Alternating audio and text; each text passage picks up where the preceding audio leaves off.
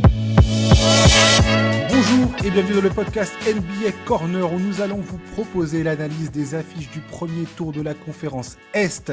Et c'est Charles que je salue immédiatement. Bonjour Charles. Salut Josh. Salut Charlie. On va commencer par apporter quelques précisions. La première chose à dire, c'est qu'il y a un autre podcast consacré à la conférence Ouest, parce qu'il y a deux conférences en NBA, l'Ouest et l'Est. Là, on fait l'Est, il y a aussi l'Ouest. Voilà, donc vous pouvez écouter l'un et puis ensuite l'autre, ou l'autre d'abord et puis celui-ci après. Comme vous voulez, c'est vous qui décidez. J'aimerais aussi vous annoncer quelque chose pour ceux qui ne s'intéresseraient que à la conférence Est. C'est que nous allons avoir prochainement des annonceurs potentiellement, hein, on verra bien. Mais voilà, grâce à vous, chers auditeurs qui nous écoutez depuis toutes ces années, on a commencé en avril 2019. Donc voilà, on vous remercie chaleureusement de votre soutien. C'est vraiment grâce à vous qu'on continue de grandir et d'avancer. Ça fait vraiment plaisir. Donc je tiens à rappeler à celles et ceux qui nous écoutent depuis un moment, ou celles et ceux qui arrivent, qui débarquent, qui écoutent pour la première fois le podcast. Bonjour, bienvenue déjà, première chose. Et puis voilà, sachez qu'il y a une chaîne YouTube où vous pouvez également écouter le podcast. Vous pouvez vous abonner à la chaîne YouTube du podcast NBA Corner, ça nous aidera. Voilà, les fameux algorithmes, c'est toujours bien. J'annonce également qu'on va créer un compte Instagram, probablement pour la saison 2025-2026. Voilà, on va essayer de mettre en place quelque chose d'un peu sympa, avec des extraits du podcast, mais aussi d'autres propositions. Voilà. Et puis, je tiens à vous rappeler que les étoiles sur Apple Podcast, Spotify, les avis que vous pouvez mettre pour recommander le podcast, ou même les recommandations que vous pouvez faire de vive voix à vos proches ou à des gens qui sont fans de NBA, c'est toujours un plus pour nous, c'est toujours bénéfique, ça nous permet de continuer de progresser, de continuer de grandir, et et voilà. On vous en remercie à l'avance, et on vous remercie déjà pour tout le soutien que vous nous avez donné. Charlie, on va parler de la conférence Est. Comme je l'ai dit dans l'autre podcast, dans la conférence Est, et je vais le répéter maintenant, on rappelle que depuis les années 2000, seulement 12% des oppositions dans les finales NBA ont opposé le premier de chaque conférence. C'était en 2000, Lakers Pacers, 2008, Lakers Celtics, 2016, Cavaliers contre les Warriors. Donc cette année, entre Cleveland et OKC, il y aura peut-être un déçu, ou pas. Vont-ils pas faire partie des 12%? On verra bien. Voilà. On va commencer immédiatement avec la première série qui oppose les Cavaliers au Heat de Miami. Cleveland qui vient de signer la deuxième meilleure saison régulière de son histoire après celle de 2009. Équipe qui était emmenée par LeBron James, pour ceux qui ne le savaient pas. Ils étaient invincibles en début de saison. Ils ont signé 2 séries de victoires à 12 victoires consécutives, c'est pendant la régulière. Ils semblent être prêts à attaquer les playoffs depuis des semaines, où leur attaque historique devrait faire de nombreux dégâts au sein de la conférence Est. En face, encore une fois, le Heat est passé par le play-in pour se hisser dans ses phases finales. Il y a des joueurs talentueux, Bam Adebayo en tête, Tyler Herro, un coach dont on connaît les prouesses stratégiques, Erik Spoelstra. Il sera toutefois difficile pour cette équipe d'espérer quoi que ce soit face à Cleveland, si ces derniers jouent au niveau affiché sur l'ensemble de la saison. Charles, ton opinion sur cette affiche?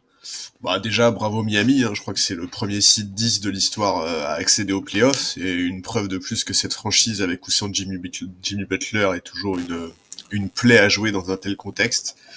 Un petit mot aussi pour Atlanta et pour Risa Shea, qui a été en grosse difficulté sur le match de play-in, au point de rester sur le banc sur toute la fin de match, mais il a quand même montré de très belles choses sur sa saison rookie, et je suis sûr que son avenir dans la ligue sera bien plus beau que cette rencontre.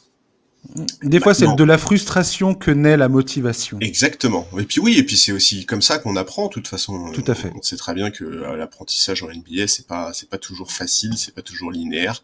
Tout à fait. Maintenant, en plus, on va voir ce que cette équipe de Miami peut faire face aux Cavs. Face à eux se dresse, tu l'as dit, une attaque remarquable. Alors certes, Miami n'est pas une équipe qui ridicule en défense, les joueurs de Spoelstra, je crois, se situent aux alentours de la 10e défense de la ligue, mais on va être honnête, l'écart semble beaucoup trop grand cette fois-ci. Tu vois, autant on disait sur la conférence Ouest que Memphis était un 8e seed un peu en trompe-l'œil, autant là je trouve quand même qu'il y a un écart qui est plus important. Bon, moi j'avoue que j'ai assez hâte de voir comment Atkinson va gérer cette équipe en playoff, comment cette attaque va s'adapter au rythme des playoffs avec un jeu qui est plus lent. Moi, j'ai tendance à penser qu'ils auront pas de mal à s'adapter, d'autant plus que leur leader offensif, Donovan Mitchell, est quand même un joueur qui a prouvé par le passé qu'il pouvait être un joueur absolument formidable en playoff. Voilà, j'avoue que là encore, je crois pas trop à un miracle. Je pense qu'il y a un vrai écart entre ces deux équipes. Je trouve que cette équipe de Miami est intéressante. Il y a du talent, il y a des joueurs vraiment intéressants. Tyler Hero fait une très belle saison. Bam Adebayo a une grosse expérience de ses rendez-vous. Un mec comme Davion Mitchell est très surprenant. Sur le banc, ils ont certainement le meilleur coach de la ligue à mes yeux. Mais je vois même pas cette série durer beaucoup, en fait. Non, moi non plus, effectivement. Et c'est pas trop ce que je vais regarder. Alors, je pense que le Heat est un parfait adversaire pour démarrer les playoffs. Exactement, ouais, ça je pour suis Cleveland. d'accord. Je pense que c'est un très très bon sparring partner. Est-ce que ça va devenir plus? Je sais pas. Ça se trouve Miami va nous offrir une série beaucoup plus compétitive qu'on ne le pense ou à laquelle qu'on pouvait anticiper. On verra bien. Il y a 2-3 choses concernant Cleveland qui m'ont interpellé en préparant cette émission. Notamment le fait qu'ils aient terminé la saison sur un 8-8. Alors on a tous dit ah ouais mais attends c'est normal, Cleveland ils sont prêts pour aller en playoff, tout ça. La saison régulière c'est bon, c'est fait, c'est passé. Ils ont hâte d'arriver en playoff. Donovan Mitchell a manqué des matchs parce qu'il était blessé à la cheville. Là apparemment il est remis, il y a pas de souci, et ainsi de suite. Ok, très bien. Il y a cependant quelques stats et toi et moi on en avait parlé concernant Cleveland. Je sais pas si tu te souviens, mais on s'était dit, est-ce que l'adresse, parce que il y a un moment, cette équipe, c'était l'équipe la plus prolifique à 3 points de toute la NBA. Notamment parce que Donovan Mitchell et Darius Garland étaient des snipers absolus derrière la ligne des 3 points. Sauf que, depuis la mi-mars à peu près, ce pourcentage à 3 points a largement baissé. Ils sont passés de la première place à la 19e. Donovan Mitchell, avant le All-Star Game, était à 39% de réussite à 3 points. Après ça, il était à 30. Garland est passé de 43% avant le All-Star Game à 34%. Toi et moi, on s'était posé la question de savoir, est-ce que Evan Mobley, est-ce que tous ces joueurs-là, qui sont en train de planter dans tous les sens côté Cleveland, est-ce que ça va se maintenir en play-off? Je finirai par dire que l'an dernier, Cleveland a vu justement sa capacité à scorer, son adresse au tir largement s'écrouler une fois arrivé en play-off par rapport à sa production régulière. Très sincèrement, Charlie, c'est quelque chose sur lequel je vais garder un œil dès les premières rencontres. Et plus je me suis penché sur la question, plus je me suis dit, il y a un monde où Cleveland galère, quoi. Ouais. Non mais je suis assez d'accord. C'est pour ça que moi je te dis, j'ai hâte de voir comment Atkinson va gérer cette attaque en playoff. Et puis en plus ils vont être opposés à la zone de Spoelstra. C'est clair que c'est pas. J'ai beaucoup moins de certitude sur les Cavs que je peux en avoir par exemple sur le Thunder. Ouais. Maintenant, bon, j'écoute, je suis pas au point d'être inquiet pour cette série-là, pour être honnête. C'est après dans le bracket que je pense qu'on se posera plus de questions aussi parce qu'ils seront opposés à des équipes avec beaucoup plus de certitude. Mais ouais, non, effectivement, c'est sûr que c'est pas du tout le premier seed à l'Est sur lequel on a le plus de certitude ces dernières années. Ils ont des vraies forces quand même. Je pense que même si l'adresse à 3 points est en chute, ils ont quand même des certitudes offensives sur lesquelles ils vont pouvoir se reposer. Ils ont une certaine rotation. Enfin voilà, il y a quand même. Et ils ont une profondeur ils ont un effectif d'une profondeur absolument incroyable. Oui, alors on verra. Je crois que Atkinson, il a pas joué un seul joueur à plus de 32 minutes cette saison. Ouais. Tout le monde est à peu près reposé. Si la santé va bien, logiquement, c'est une équipe fraîche et prête à partir à l'assaut de la conférence Est. Tout à fait. Après, On verra si effectivement tous les joueurs qu'il utilise dans sa rotation auront leur place en playoff. Ça, je suis pas convaincu, mais c'est clair qu'il a un groupe sur lequel il peut, enfin, étoffé, sur lequel il peut s'appuyer. On a parlé de l'arrivée en cours de saison de DeAndre Hunter qui fait beaucoup de bien. Enfin, voilà. Il y a une, on va pas survendre quoi que ce soit, même si oui, on a plus de doutes sur les Cavs qu'on peut en avoir, par exemple, sur des équipes comme Boston ou OKC. Je vois pas comment cette équipe de Miami pourrait leur poser plus de problèmes que ça. Moi, je vois pas du tout Miami se faire sweeper parce que ça reste une équipe intéressante, expérimentée et avec Spoelstra sur le banc. Mais pour moi, c'est une série qui se joue en 5 matchs, quoi. Ah oui, non, mais tout à fait. Je suis parti sur le même pronostic. J'ai Miami en 5 matchs. j'ai Cleveland en 5 matchs. Vous l'avez entendu ici en premier. Ça se trouve, imagine la cata absolue, quoi. mais je te dis, il y a quand même cette histoire d'adresse, cette histoire d'attaque. Je vais pas balancer le travail de toute une saison sur le dernier mois, entre la mi-mars et la mi-avril, là, on va dire. Voilà, je vais pas dire, bah non, c'est bon, tout est oublié, cette équipe, elle est mid, elle est moyenne, elle est bof, quoi.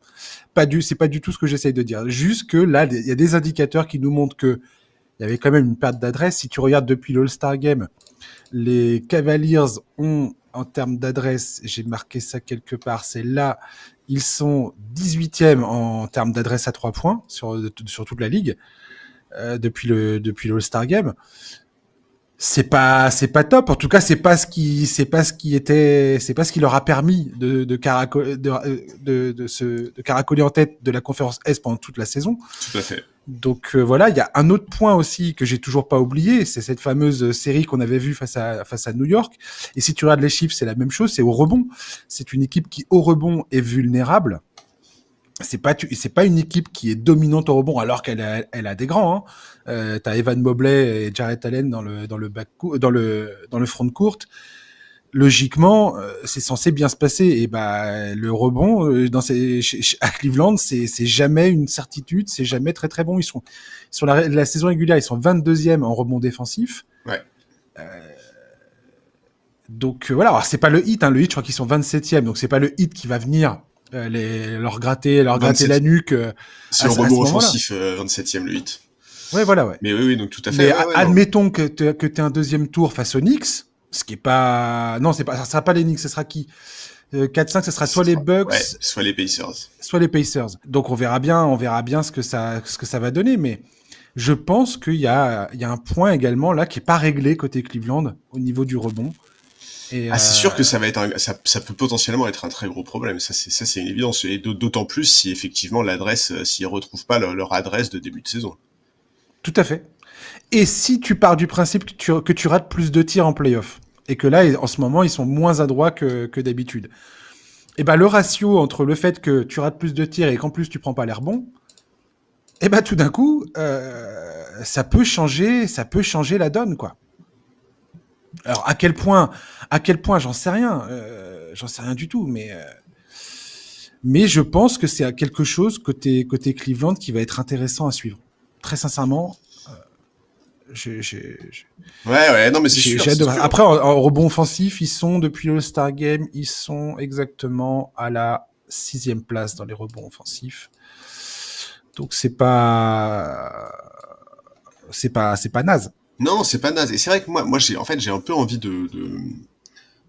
j'ai envie de croire que Kenny Atkinson est capable de trouver des solutions, si tu veux, pour varier l'attaque. Je trouve que cette équipe, elle est pas si tributaire que ça de son tir extérieur pour l'instant. Donc on verra comment ça se passera en play-off. Moi je te dis, c'est pour ça que j'ai vraiment très très hâte de voir comment il va gérer tout ça en play-off, parce que on sait très bien que le jeu il évolue. C'est un jeu qui est différent en play-off. Je pense que beaucoup de leurs schémas d'attaque sont compatibles avec ce jeu de play-off, mais j'attends de voir comment ça va se passer pour de vrai. Après, c'est une équipe qui a quand même un peu de l'expérience, qui a connu la campagne de la saison dernière avec Jay. Ouais, tout à fait. Tu vois, ils vont pas non plus être surpris, ils vont pas être démunis. En tout cas, je les vois pas être mis en difficulté outre mesure au-delà de la finale de conférence. Que ce soit les Pacers ou les Bucks dont on va parler bientôt, euh, je pense pas qu'aucune de ces deux équipes puisse vraiment, pareil, aller les chercher. Après, on verra. Les Bucks, ça dépend de tellement de choses. Ouais, on va voir après le premier tour. Hein. On Ça se trouve, on va parlera être tout à l'heure surpris. de. Voilà, il y a l'incertitude autour de Damian Lillard, tout ça, mais les Pacers, c'est pareil. Il y a Siakam qui est potentiellement un peu diminué.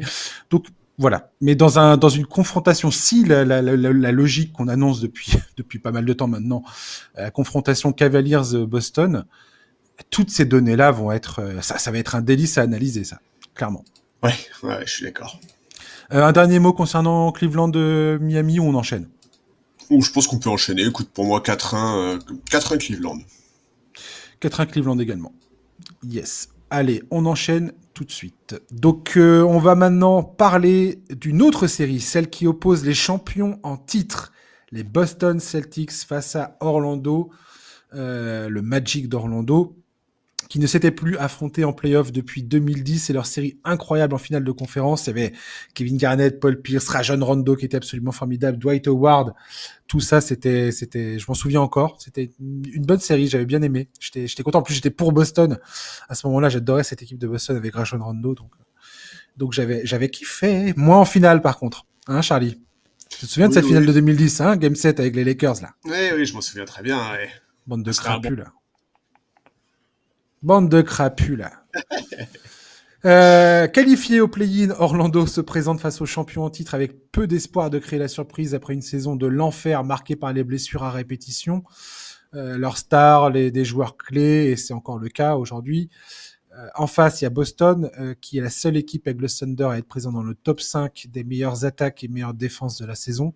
Et ce, malgré le fait que l'équipe coachée par Joe Mazzulla n'ait jamais semblé avoir le pied au plancher pendant la régulière, en déroulant leur jeu d'une efficacité redoutable autour du talent extraordinaire qui irrigue son effectif, Jason Tatum et Jaylen Brown en tête.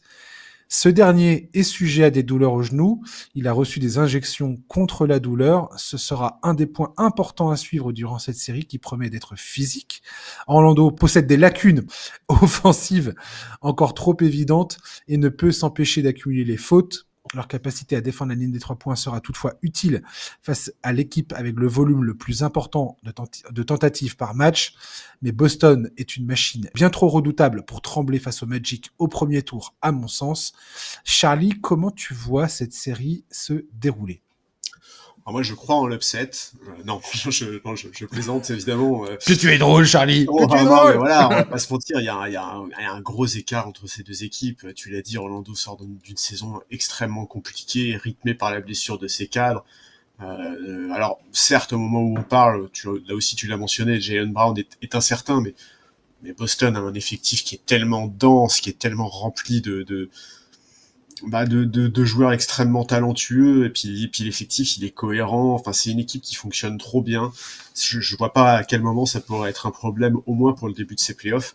Alors oui, tu l'as dit, à aucun moment Boston n'a donné l'impression d'être vraiment à 100%, mais en fait, est-ce que c'est pas un peu l'identité de cette équipe aussi? Déjà la saison dernière, c'était le cas en fait. La saison dernière, même au début des playoffs, quand on les a vus perdre un match contre Miami, etc., on se disait bon, est-ce qu'ils sont pas trop en dilettante? Est-ce qu'ils sont pas, tu Tout à vois, fait. trop dans le confort? En fait, je crois juste que c'est l'identité de cette équipe et qu'elle elle est tellement pleine de certitude et à raison pour le coup, hein, puisqu'on parle des champions en titre.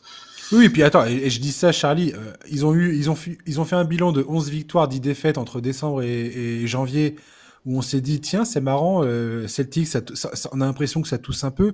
Après le All-Star Game, c'est 22 victoires et 5 défaites. Hein. Ouais, ouais, oui, non, mais c'est ça. Ils ont déroulé tranquille. Hein. Oui, oui, ah bah, notamment un mois de février où ils sont à 10 victoires, une défaite. Bah, d'ailleurs, décembre, Laisse c'était à peu tomber. près pareil. Enfin, ah oui, non, pardon, c'est mars 14 victoires, une défaite, pardon. Mais oui, non. En fait, moi, quelque part, je vais même te dire, je trouve que c'est un super premier tour pour Boston parce que c'est, Alors, c'est une opposition entre une attaque qui use et abuse du tir extérieur, au point d'ailleurs d'avoir battu le record de tir à 3 points réussi des Warriors d'il y a 2 ans, et cette équipe d'Orlando qui excelle dans la défense derrière l'arc. Et donc en fait, tu vois, ça colle hyper bien pour Boston, tu vois, pour lancer cette campagne de playoff. Donc oui, j'ai été regarder un peu les chiffres en saison régulière. C'est vrai que la défense d'Orlando, elle a posé des problèmes à Boston. Boston en temps normal, tourne à plus de 48 tirs à 3 points par match pris avec plus de 36% de réussite. Face à Orlando, la donne, elle change. Ils en prennent moins de 37 et il y a seulement 29% de réussite. Mais en réalité, c'est des chiffres qui sont complètement en trompe-l'œil. Puisque, par exemple, le dernier match entre Boston et Orlando, l'équipe de Boston qui se pointe, c'est une équipe où il y a absolument personne. Il n'y a pas d'Eric White, il n'y a pas de Jaylen Brown, il n'y a pas de Jason Tatum, mais il y a vraiment personne. Donc, c'est des chiffres qui sont pas très importants. J'ai aussi vu des gens relever le fait que Orlando a remporté 2 victoires à 1 face à Boston sur la régulière, mais enfin vraiment ça ne veut absolument rien dire. On va pas vendre de faux suspense en fait.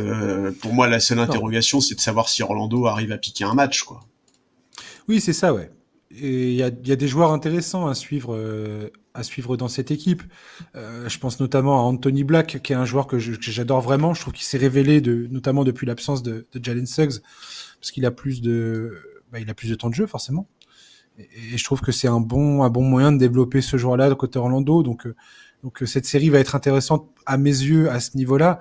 Mais voilà, sans Jalen Suggs et Mo Wagner, qui sont 2 joueurs importants, et même si eux étaient déjà présents, je serais incapable de les mettre favoris face à Boston. Donc, mais au moins, je pense qu'il y aurait une série autrement plus disputée si ces 2 joueurs étaient là.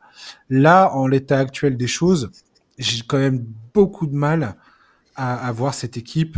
Je pense qu'ils vont faire bonne figure. Très sincèrement, c'est une équipe c'est une équipe de guerriers, le Magic. Ils se sont battus toute la saison. Le fait qu'ils soient en playoff avec toutes les blessures qu'ils ont connues cette saison, c'est assez remarquable. Donc franchement, bravo à eux d'en être arrivés là. Très sincèrement, il faut le souligner.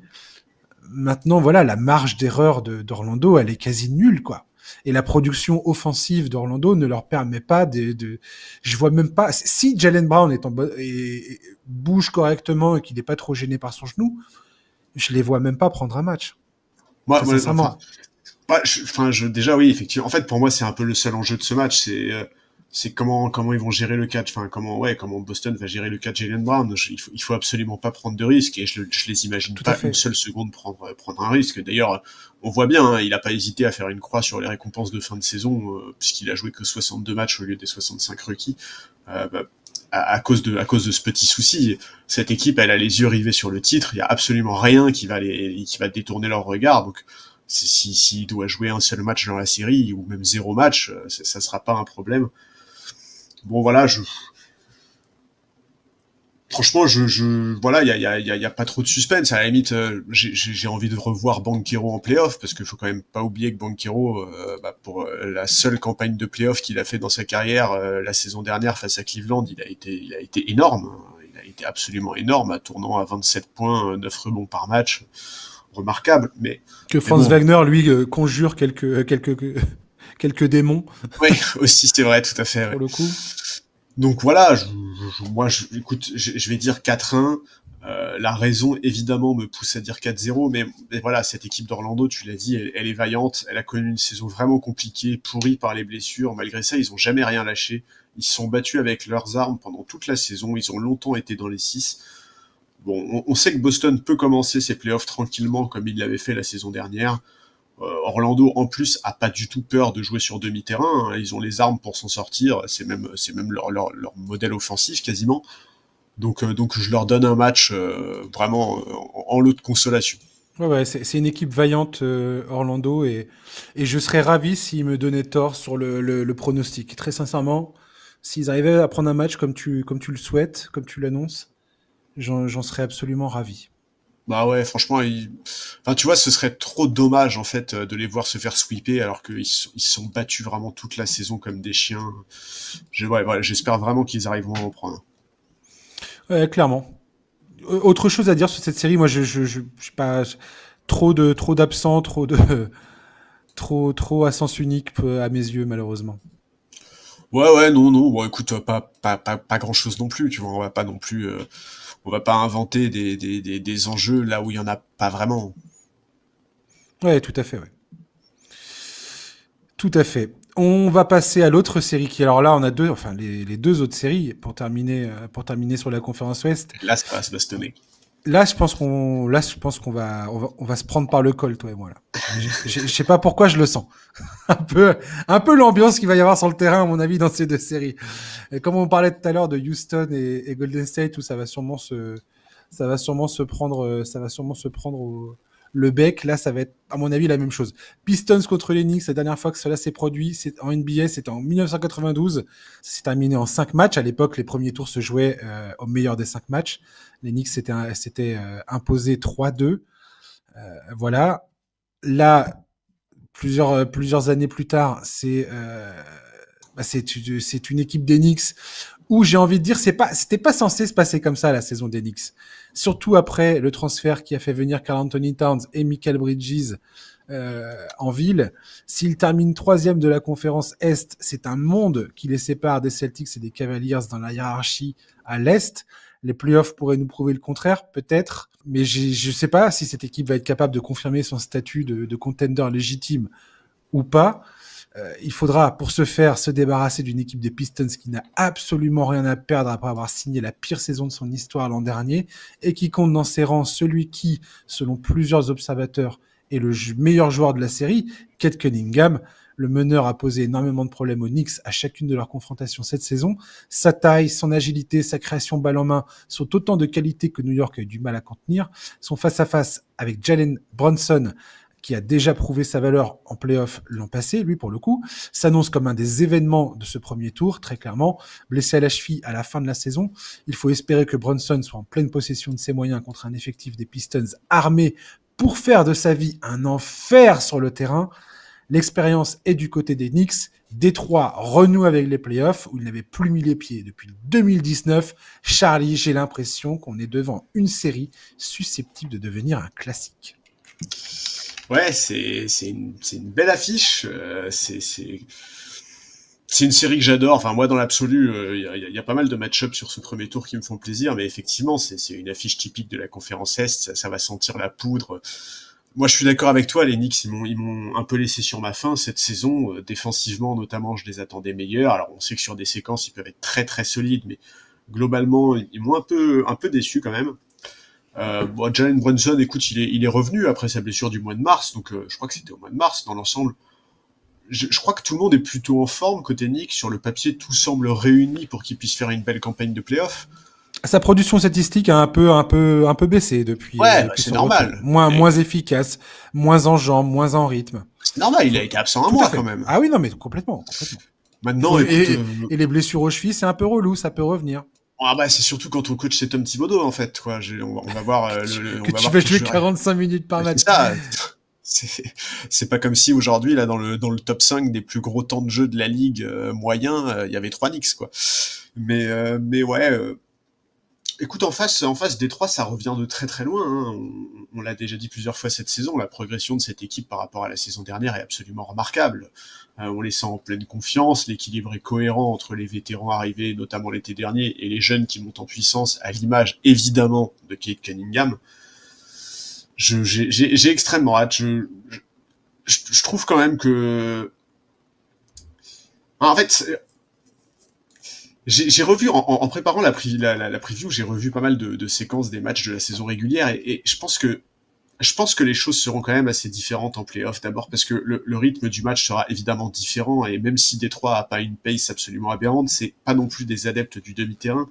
Aussi parce que je pense que la défense sur Cade Cunningham va changer, du moins j'espère. Je pense que vu sa taille et la nature de son jeu, il faut surtout pas que Thibodeau hésite à lui mettre des profils plus grands sur le dos et je pense qu'en la matière, les Knicks ont toute une collection de joueurs longs et capables de défendre sur lui, des mecs à la Josh Hart, Michael Bridges. J'ai envie d'aller les voir le chercher haut. J'ai un peu envie que c'est un peu rapide à dire, mais j'ai un peu envie que les Knicks lui fassent découvrir ce que c'est les playoffs, tu vois, qu'ils aillent le chercher haut sur le parquet, qu'ils l'empêchent de dicter le rythme du match. je pense vraiment que le premier rideau défensif des Knicks a une très très grosse responsabilité pour ne pas laisser Kate Cunningham s'installer dans sa série. Et je pense que ça peut être extrêmement important. En fait, je pense que les Knicks ont les armes pour faire un peu sortir les Pistons de leur match. Et en fait, dans ce cas-là, la gestion des fautes notamment sera quelque chose d'extrêmement important. Détroit, c'est une des équipes en NBA qui fait le plus de fautes. Il me semble qu'ils sont parmi les 5 équipes qui en font le plus en régulière. Et ça, en playoff, ça peut être un énorme souci, d'autant qu'à New York, il y a des très très bons tireurs de lancer franc. Je pense qu'en termes d'adresse globale, ils sont extrêmement solides. Donc ouais, j'ai hâte de voir ce que ça va donner, mais je pense quand même que les Knicks ont un certain avantage.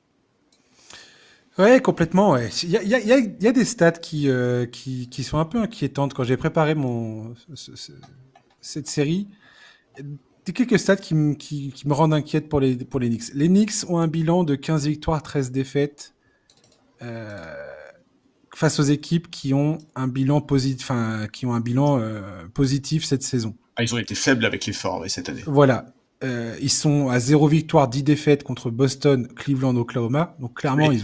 ils ont pas réussi à se hisser à ce niveau. Alors qu'on était en droit de l'attendre. Quand tu fais venir Karl Anthony Towns et Michael Bridges, qui sont quand même 2 joueurs excessivement talentueux et qui sont parfaitement complémentaires avec ce qui était déjà en place à New York, tu pouvais croire que ça aurait été un peu mieux. Ils ont quand même gagné 51 matchs. C'est le plus haut total qu'ils ont eu depuis 12 saisons. Donc, on peut dire bravo, c'est une saison réussie malgré tout ce qu'on peut en penser. Ceci dit, depuis le 1er janvier, Détroit affiche la 5e meilleure défense de la ligue. Et les Knicks n'arrivent pas à gagner contre les équipes qui ont une défense hardcore comme celle des Pistons. Les Knicks ont un bilan de 9 victoires et de 20 défaites contre les équipes qui ont terminé la saison dans le top 10 défensif. Donc je trouve pas ça très encourageant les concernant. J'ai l'impression que les Pistons ont largement le personnel avec Ron Holland, avec Ozar Thompson pour faire suer Jalen Brunson comme rarement il a sué sur un terrain de basket. Et j'ai un peu peur de ça parce que les Knicks... Est-ce que les Knicks sont pas un peu trop dépendants de Jalen Brunson pour tout ce qui concerne la création? On peut dire exactement la même chose concernant Détroit. Cunningham. Et en fait, ces deux équipes-là, ça va être une lutte d'attrition. C'est qui va réussir à annihiler le plus possible le meneur adverse pour empêcher l'équipe de mettre en place sa stratégie. Ouais, mais qui a le plus de matériel pour le faire? Ah bah, je pense que les Knicks, en termes de talent pur dans l'effectif, sont les mieux armés. Bah ouais. Je pense en revanche que Kate Cunningham, j'ai tellement hâte de le voir en play-off en fait. Quel joueur on va avoir en play-off? Quel Cunningham, c'est pas facile à dire. Quel Cunningham on va enlever le Cade. Quel Cunningham on va avoir dans ces playoffs? En fait, pour moi, c'est ça la question centrale concernant Detroit. Bah, déjà, comment il va se débrouiller dans cette configuration? Moi, j'ai tendance à croire qu'on va avoir un bon Cade Cunningham. Je le vois pas du tout comme un joueur qui va s'écrouler en play-off. En plus, en saison régulière, il s'est tellement régalé contre les Knicks sur les 4 matchs joués cette saison. Il tourne à 31 points, 5 rebonds, 8 passes, je crois. Moi, j'ai extrêmement hâte de le voir en play-off. Je trouve qu'il a un profil qui est extrêmement intéressant. Mais ouais, Jalen Brunson, je vois pas. En fait, je vois pas trop quelles armes Détroit a pour arrêter Jalen Brunson. Et puis en plus, alors on parle Ron Holland et Ozar Thompson sur le paletot. Je pense que t'es pas bon, quoi. Et derrière, t'as JB Bickerstaff, il a Isaiah Stewart, qui est un des meilleurs protecteurs du cercle, il a Jalen Duren. Je veux dire, la patrouille dans la raquette, la défense sur le périmètre, Détroit, ils sont armés jusqu'aux dents, quoi. Mais franchement, Jalen Brunson en play-off, quoi. C'est un monstre absolu, Jalen Brunson en play-off. Ah non, mais je sais très bien, Charlie. Je suis pas en train de dire que Jalen Brunson ne vaut rien. Je dis juste que Détroit a largement les moyens de faire de sa vie un enfer. Moi, Très j'attends de voir. sincèrement. J'attends de voir. Et que la cheville a plutôt intérêt de tenir, quoi. Ah oui, ça c'est évident. Mais ouais, non, pour moi, offensivement, je trouve que les Knicks ont plus d'armes et surtout des armes qui ont déjà l'expérience des playoffs et qui savent déjà en fait sur lesquelles on a déjà des certitudes sur leur capacité à briller en playoffs par rapport à Détroit. Alors tu me diras, c'est un procès qui est un peu injuste. Évidemment que Jalen Brunson, il a plus de références en playoffs que Cade Cunningham. Cade Cunningham n'y a jamais foutu les pieds. Mais je sais pas, moi, sur le papier, j'ai quand même beaucoup plus confiance sur la capacité des Knicks à répondre offensivement à ce que va leur proposer la défense de Détroit. Si tu regardes les confrontations entre Détroit et New York, Ozar Thompson était incroyablement efficace face à Jalen Brunson. Ouais, tout à fait. Et Ron Holland, le dernier match qu'ils ont joué, là, c'était le 11 avril. Pareil, c'est lui défensivement qui a aussi fait la diff. Alors c'est pareil, Ron Holland, c'est un rookie, hein, le mec à quoi ça va ressembler quand il aura les projecteurs des playoffs dans les yeux. On va voir ça. Ça c'est sûr que. Oui, et puis l'arbitrage des playoffs et tout. Moi c'est aussi pour ça, si tu veux, au Sar Thompson. Tu vois, c'est pareil, c'est très très jeune en fait, quoi. Non, mais bien sûr. Mais il y a un bon équilibre entre jeunesse et expérience côté Détroit. C'est ce qu'on avait dit l'autre fois qu'on avait parlé de Détroit pour parler de leur bonne saison. T'as Tobias Harris, t'as Dennis Schroeder, t'as Malik Beasley, t'as Tim Hardaway Jr. Tout ça, c'est des mecs qui ont de la bouteille, qui ont de l'expérience, qui ont fait des campagnes de playoffs, qui sont parfois allés loin en playoffs, plus ou moins, on va dire. Donc Détroit, ils sont pas non plus exempts d'une expérience, du moins en partie dans leur effectif. Donc Jimmy Bickerstaff, il a déjà coaché en playoff. Donc j'ai hâte de voir à quoi va ressembler cette équipe des Pistons, qui quand même a terminé la saison sur les chapeaux de roue, quoi. Ah oui, non, mais qui a été extrêmement impressionnante. Mais c'est vrai que ouais, en fait, si tu veux, j'ai quand même l'impression qu'on a beaucoup plus de références. Je veux dire, même sur les joueurs qui ont connu les playoffs. Prenons un mec comme Malik Beasley, tu vois. Malik Beasley, il fait une saison de dingue. C'est mon 6e homme de l'année, pour moi. Ouais, et ben, ok. Bah, Malik Beasley en playoff, jusqu'à présent dans sa carrière. Ouais, tout à fait. C'est pas terrible, hein. T'as absolument raison. C'est pas du tout le même joueur qu'en saison régulière, tu vois. Et donc, et c'est ça, en fait, que je veux dire par le fait qu'on a plus de références côté Knicks. Et même sur les joueurs qui connaissent déjà les playoffs, je me sens plus en confiance avec les références qu'on a côté New York. Complètement. On sait également que Jalen Brunson, c'est le joueur clutch par excellence. C'est-à-dire que si le match est serré et qu'il faut plier une rencontre, Jalen Brunson, c'est le gars qui va rentrer ses tirs, provoquer des fautes, trouver le coéquipier ouvert. C'est une valeur sûre, Jalen Brunson. C'est complètement un mec sur qui tu peux compter. On le sait, les fans des Knicks le savent. Donc, Tom Thibodeau le sait aussi. Oui. Donc, il y a pas de problème. T'as également, voilà, Josh Hart, OG Anunoby qui fait une deuxième partie de saison. C'est pareil, OG Anunoby, il est extraordinairement fort depuis plusieurs semaines maintenant. Il arrive clairement en playoff en pleine possession de ses moyens.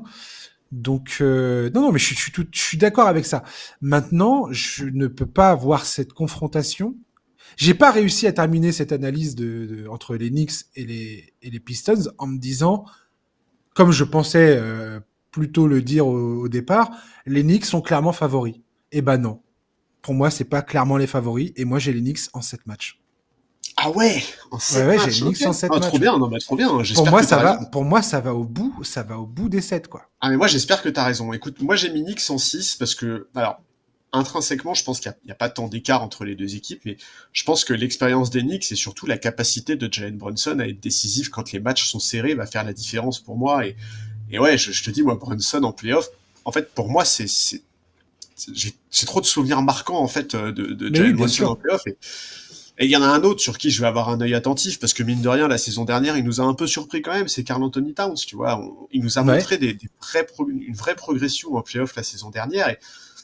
Et franchement, il a un profil qui, offensivement, peut lui permettre de faire vraiment très très mal dans cette série. Alors évidemment, il y a de bons défenseurs à Détroit, mais sa panoplie offensive, son expérience des playoffs, sa capacité à sanctionner au large, Karl Anthony C'est Towns, ça, exactement. Ouais. il est à 42% à 3 points cette saison, Karl Anthony Towns, tu vois. Mm. Donc pour moi, il doit absolument avoir un impact important. Et je pense que j'ai mis 6 matchs et je vais t'avouer un truc. Ça va peut-être te faire hurler. J'ai même hésité à en mettre 5. Pour les Knicks. Ouais, parce que Ah mais non, mais pense... ça me fait pas hurler du tout dans le sens où je comprends pourquoi tu mets 5. Mais je pense que tous les matchs seront serrés. Hein. Mais je pense que sur une fin de match serrée, Jalen Brunson, c'est un cheat code, quoi. C'est pas bien. Ouais, tout à fait. Moi, je pense et je veux croire que Kate Cunningham va être une des révélations de ces playoffs. Ah, mais j'en suis sûr et certain. Oui, ça, j'en suis sûr. Mais je suis pas sûr que ça suffise. Ouais. Mais je pense que ça va être une des révélations de ces playoffs et que les Knicks sont partis pour... Leur défense est un peu trop sur courant alternatif, les Knicks. Il y a eu des hauts et des bas défensivement dans la saison. Et Kate Cunningham, c'est un joueur qui, à chaque fois qu'il a rencontré New York, tu sentais que c'était quand même compliqué pour eux d'avoir les réponses et de l'empêcher de faire ce qu'il avait envie de faire. Et je pars du principe que si Kate Cunningham arrive à trouver son rythme, arrive à créer, à être efficace dans la création, que ce soit pour lui ou ses coéquipiers, je pense vraiment que les Knicks vont avoir beaucoup plus de fil à retordre que je ne l'aurais cru au premier abord. D'où les 7 matchs que j'annonce. Parce que ils étaient incroyablement confortables au Madison Square Garden quand ils ont joué là-bas. Et ça, c'est pareil. Ça, pour moi, ça rentre en ligne de compte, quoi. Écoute, moi, je suis d'accord avec toi sur Kate Cunningham. Je pense qu'il va être incroyable, mais je pense que ça ne suffira pas et que autour de lui, en fait, ça suffit pas qu'il y ait juste Kate Cunningham qui soit remarquable. Tu vois, pour moi, pour aller jusqu'en 7, il faudrait qu'on ait le même Malik Beasley en playoff qu'en saison régulière. Ça va de soi, ouais. Tu vois, il faut d'autres éléments et je pense que je peux pas. En fait, je pense que 7 matchs, c'est possible si on a un vrai alignement. Tout à fait. Mais je comprends tout à fait ce que tu dis et c'est pour ça que cette série est fascinante. Moi, je fais le pari que l'attitude, comment dire, l'état d'esprit dans lequel cette équipe a joué la saison régulière, je veux faire le pari que ça va se transférer en play-off. Toi, tu fais le pari que la régulière, c'était bien, c'était même exceptionnel vu d'où ils sont partis, mais que le soufflet risque de retomber et qu'il y a des joueurs sur qui sur qui Détroit comptait en régulière qui ne seront pas présents en play-off. Ouais. Je me trompe ou Non, c'est tout à fait ça. Non, mais c'est tout à fait ça. Et puis je pense aussi que, si tu veux, les différences subtiles qui existent entre la régulière et les playoffs, à commencer par l'arbitrage, vont être un vrai problème, en fait. Je pense que la tendance des Pistons à faire faute, ça va vraiment se retourner contre eux dans cette match-là. C'est la deuxième équipe de la ligue qui fait le plus de fautes cette saison. Ouais, depuis le All-Star Game. Tout à fait. Et les Knicks sont parmi les équipes les plus à droite au lancer franc. Et ça va être extrêmement important. Ouais, complètement. En tout cas, je prédis une chose, c'est que cette série, idem que pour Warriors Rockets et la série qui va suivre là, ça va être une baston physique encore une fois c'est clair. dingue, quoi. Ouais, c'est clair. Parce qu'avec Beef Stew, Ozar Thompson, tout ça, et une équipe de Detroit qui va forcément jouer sur son identité défensive pour essayer de survivre et de ne pas se laisser emporter par la vague des Knicks. Et de l'autre côté, les Knicks, c'est les Knicks, quoi. Tom Thibodeau, on connaît son credo, on connaît sa façon de coacher, et c'est pareil. Il va commander ça à ses joueurs, c'est-à-dire un jeu physique, engagé, et je pense que ça va être un truc de fou. Cette série, ça va être passionnant. Et alors, combien de joueurs dans la rotation des Knicks sur ces playoffs pour toi? Ouf, ouais, alors attends, on va regarder ça tout de suite. On va regarder ça tout de suite. Donc déjà, tu as les 5 habituels. 6 avec McBride. Je pense qu'Achuya, il sera indispensable dans ce Ouais, duel. je suis d'accord. Shamet, Payne, ils vont se partager ils vont grappiller quelques minutes parce que c'est pareil. Il faudra faire souffler Bronson et il faut voir Miles McBride, il a été inséré dans le 5 majeur en fin de saison. Donc, il faudra voir comment ça se passe à ce niveau-là. Sur quelle rotation il va partir en fait. Est-ce qu'il va rester sur ce qu'il a fait en fin de saison ou pas, Thibodeau? C'est la question que je me pose concernant cette équipe. Mais ouais. Il y a PJ Tucker aussi qui est là. Ouais. PJ Tucker, il avait joué contre Détroit, justement. Ah bah Donc, il a même démarré des matchs en fin de saison. ah ouais, non, mais il en a démarré un. Il a été une fois dans le sac de départ. Écoute, Non, non, c'est drôle. c'est ton C'est heure, drôle PJ. C'est ton heure, PJ. Toi qui voulais avoir une chance de briller, brille petite étoile. On verra ça. On va parler de la dernière série de la conférence Est, les Bucks face aux Pacers, une des séries les plus difficiles à pronostiquer selon moi. Le niveau de familiarité et la tension qui existe entre ces deux équipes qui se sont affrontées au premier tour l'an dernier est extrêmement élevée. Voici deux formations qui ont terminé la saison dans un élan très positif. Milwaukee a remporté ses 8 derniers matchs, tandis que Indiana a fini avec 14 victoires sur leurs 18 dernières rencontres de la saison. La grande inconnue de cette opposition, c'est l'état de santé de Damian Lillard, qui vient de retrouver le chemin de l'entraînement et qui pourrait faire son retour dans l'effectif des Bucks à un moment de la série, qui reste à déterminer. Dans quel état de forme sera-t-il? Impossible de le prédire, bien qu'on puisse déjà s'attendre au fait que ni sa condition physique ni ses jambes ne seront là au départ. Giannis Antetokounmpo vient de signer une saison de fou furieux. Les apports de Kevin Porter Jr. couplés au retour dans l'effectif de Bobby Portis après ses 25 matchs de suspension ont lancé les Bucks dans cet élan qui a de quoi faire peur aux fans des Pacers. Indiana possède un collectif parfaitement huilé.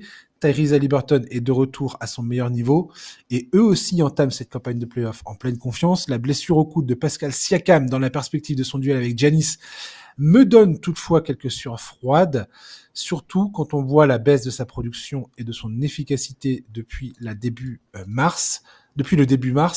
Charles, ton sentiment sur cet affrontement?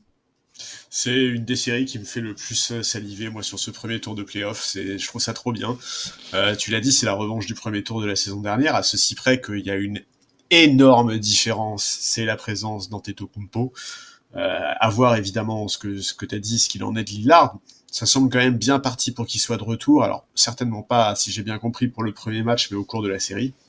Ouais, peut-être le Game 3 justement à Milwaukee. Ça va être trop bien. En plus, on sait que c'est deux équipes qui aiment bien se brancher. Ces dernières années, il y a eu quelques épisodes un peu tendus sur le parquet. En plus, c'est deux équipes qui sont sur des très bonnes dynamiques, comme tu l'as dit. Elles ont toutes les deux très bien terminé la saison. Moi, j'ai une énorme frustration sur les campagnes de playoff récentes des Bucks. C'est évidemment Antetokounmpo. En fait, depuis l'année du titre, il y a que sur les playoffs 2022 où il a réellement été présent. C'est l'année où ils se font sortir en demi-finale de conférence par Boston. Ça se joue en 7 matchs et sur la série, le mec tourne à 34 points, 15 rebonds, 7 passes. C'est un monstre absolu. Donc j'attends énormément de lui. Lillard, évidemment, on espère qu'il va pouvoir revenir. Et ce qui est le plus important, il faut le rappeler, c'est qu'ils ne prennent surtout pas de risques. Hein. On en a parlé plusieurs fois cette saison. Les thromboses, ça peut avoir des conséquences graves. C'est un sujet qui a été beaucoup discuté en NBA ces derniers mois. Donc, je pense évidemment que lui et le staff médical des Bucks prennent toutes les précautions nécessaires.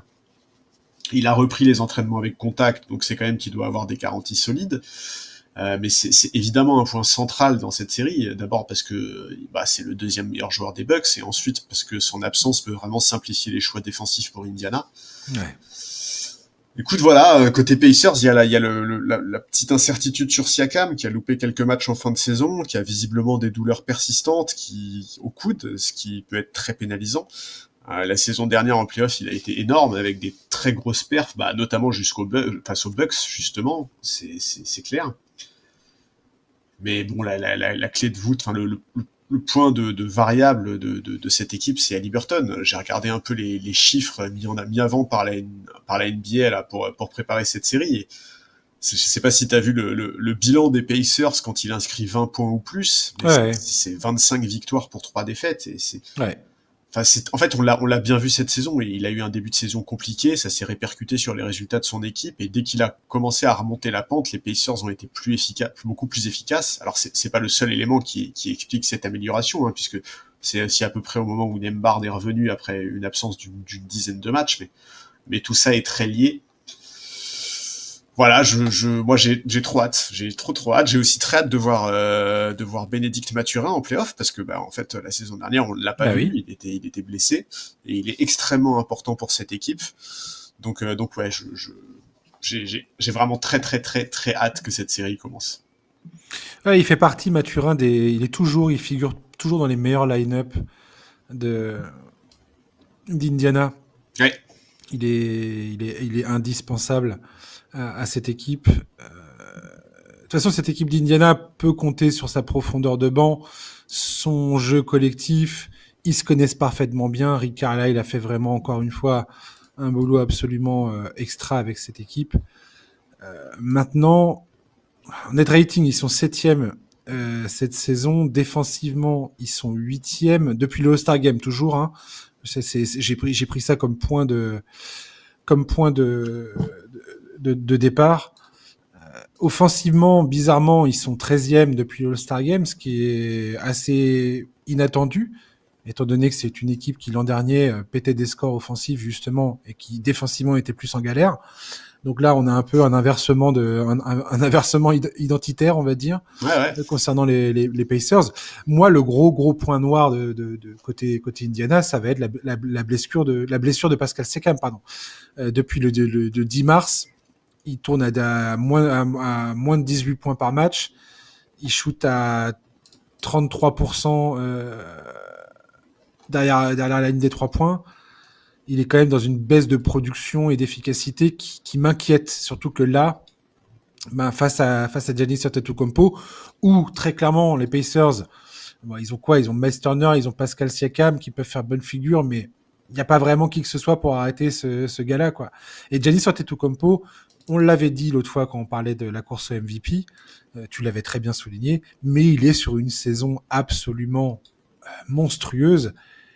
Et très sincèrement, je ne vois pas comment Indiana va réussir à interrompre, vu la dynamique des Bucks depuis la fin de saison, vu Giannis Antetokounmpo, son niveau individuel, j'ai du mal à penser que Milwaukee ne peut pas faire face à cette équipe des Pacers.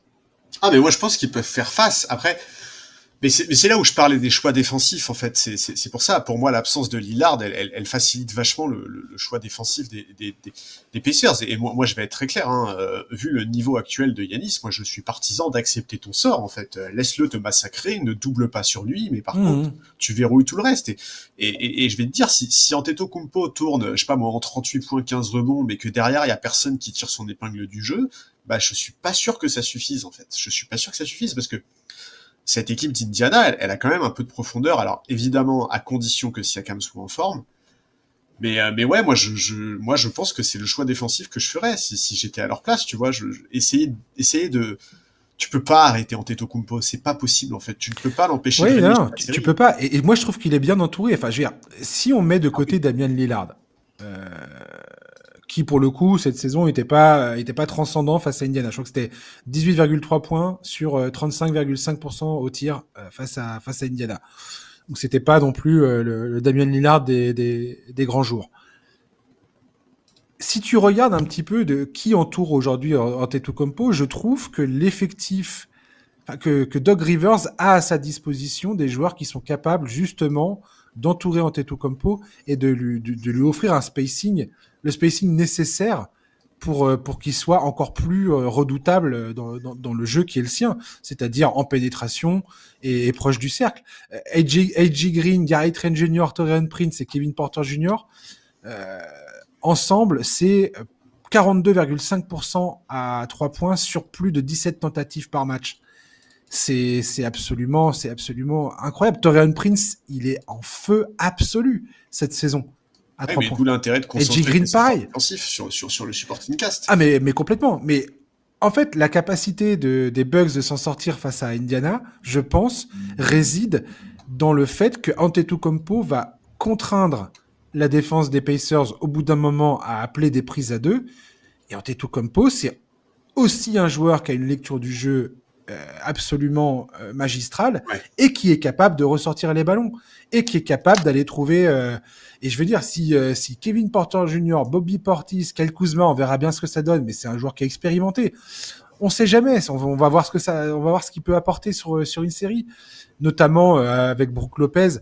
J'ai hâte de voir les rotations de Doug Rivers. Alors, je sais que t'as pas du tout confiance en Doug Rivers, et je t'avouerai que c'est pour ça que je me pose la question. J'affirme rien, j'ai aucune certitude, mais j'ai hâte de voir ce qu'il va proposer avec l'effectif qui est le sien, les joueurs qu'il a à sa disposition, pour voir comment il va s'en sortir en fait avec ce qu'il a sous la main. Et très franchement, moi personnellement aujourd'hui, moi j'annonce les Bucks en 7. Ouais, écoute, Je vois les Bucks prendre cette série face à Indiana. eh ben écoute, moi je vais te dire Indiana en 7, et je vais te dire Indiana en 7 pour deux raisons. La première, c'est que les Pacers je les trouve remarquables dans les fins de match serrés. Dans le clutch, je pense sincèrement que c'est une des meilleures équipes de la ligue. Des deux côtés du parquet, je trouve qu'ils sont très justes dans leur choix. Et l'autre élément pour lequel je vais dire Indiana, bah tu l'as dit, c'est le duel des coachs en fait. Et en fait, pour moi, cette équipe d'Indiana, elle est globalement plus cohérente et mieux coachée. Et pour moi, le grand mérite du format série en playoff, c'est justement de récompenser les équipes les plus complètes et les plus capables de s'adapter. Et dans les ajustements. Dans le pur domaine de l'adaptation et de l'ajustement, pour moi, et je précise bien dans ce domaine-là, pour moi, il y a absolument pas photo entre Rick Carlisle et Doc Rivers. Est-ce que ça change si demain, tu as la certitude que Damian Lillard revient pour le Game 3 de la série? Non. Non. Non, ce qui change... Quoi qu'il arrive, tu annonces Indiana en 7. Ouais, par contre, ce qui change, c'est si Siakam, effectivement, si le coude de Siakam est un vrai problème et qu'il est handicapé dans sa capacité à shooter, etc. Pour moi, en fait, voilà, ce qui me ferait changer d'avis, c'est que cette équipe d'Indiana soit amoindrie. Ouais, je comprends ce que tu veux dire, ouais.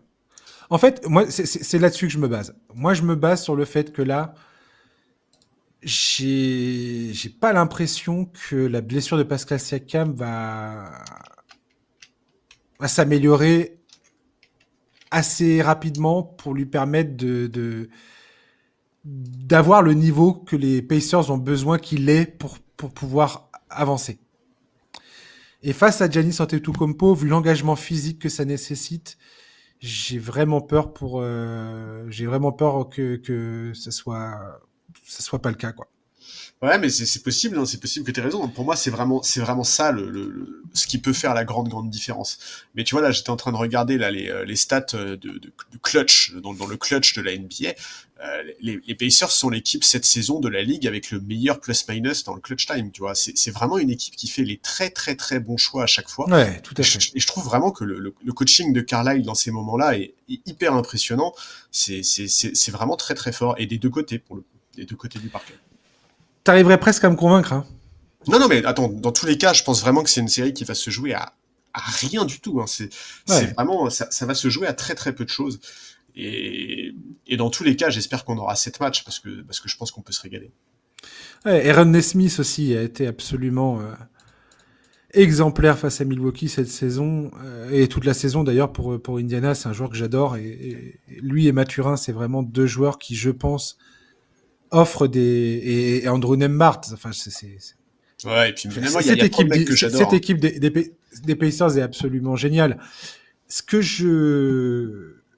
qui me retient en fait dans cette série, dans la discussion qu'on a, et dans mon pronostic, c'est que pour moi, Giannis Antetokounmpo est tellement au-dessus du lot. Ah oui, non mais ça, oui. Tellement au-dessus de n'importe quel joueur des Pacers. Et les Pacers, c'est un groupe, c'est une équipe, c'est une unité. Mais je sais pas s'ils ont ce talent, s'ils vont avoir le talent nécessaire pour surmonter le raz-de-marée de Giannis Antetokounmpo, quoi. Et je pense que Giannis Antetokounmpo, il va arriver dans cette série avec une sérieuse volonté de remettre les pendules à l'heure. Ah oui, mais ça, je le pense aussi. Ça, je le pense aussi. Et je suis tout à fait d'accord avec toi, hein, c'est de très loin le meilleur joueur de la série. J'attends aussi quand même de voir un bon Haliburton. Haliburton, si mes souvenirs sont bons, il vient du Wisconsin. C'est son état. C'est des matchs sur lesquels c'est des matchs qui sont importants pour lui. Donc ouais, je pense que si on a un Haliburton et un Siakam à leur niveau, évidemment, c'est un niveau qui est très en dessous de celui d'Giannis, mais ça rend cette équipe cohérente, et je pense que le coaching de Carlisle fera la différence. Tu mises contre Doug Rivers, quoi. Ouais. Toi, tu penses que Doug Rivers va se tirer une balle dans le pied. Voilà. Non, je ne suis pas qu'il va se tirer une balle dans le pied. Mais effectivement, je pense qu'il va tirer une balle dans le pied d'Antetokounmpo, par contre. Ouais. Il y a un joueur que j'ai hâte de voir en playoff côté Bucks, c'est Ryan Rollins aussi. Je trouve que c'est une des grosses révélations de la saison côté Bucks. Et je me demande quel genre de minutes va lui donner Doug Rivers. Parce que Doug Rivers, c'est pas le genre de joueur c'est le genre de coach qui fait confiance à des joueurs comme ça qui n'ont pas d'expérience. Ouais. Donc, c'est pas vraiment un aventurier, Doug Rivers. Non, voilà, ouais.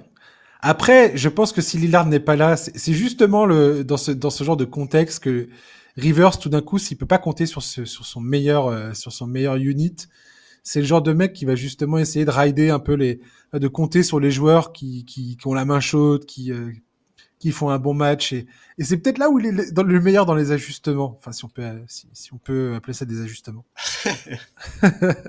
Mais je pense qu'il peut. Ça lui arrive de prendre des bonnes décisions. Oui, bah bien sûr. Non, mais bien sûr. C'est un running gag un peu le fait que je puisse n'apprécier pas Doc Rivers, mais je dis pas du tout que c'est un mauvais coach. Par contre, effectivement, si demain je dois monter mon équipe NBA et que je dois choisir entre Doc Rivers et Rick Carlisle, j'hésite pas. Ouais, tout à fait. On verra ça. Merci Charlie de m'avoir accompagné pour ces 2 podcasts. Bah écoute, merci à toi, et on va se régaler, hein.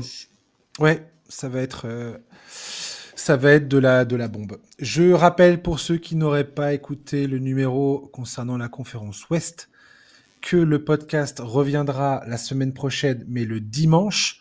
Là, les 2 numéros là, Ouest-Est, et nos previews, vous allez les avoir le samedi là. Et le prochain numéro, donc ça sera le dimanche 27 dans la journée. Parce que je pars en vacances et que j'aurai pas le temps de faire ça autrement.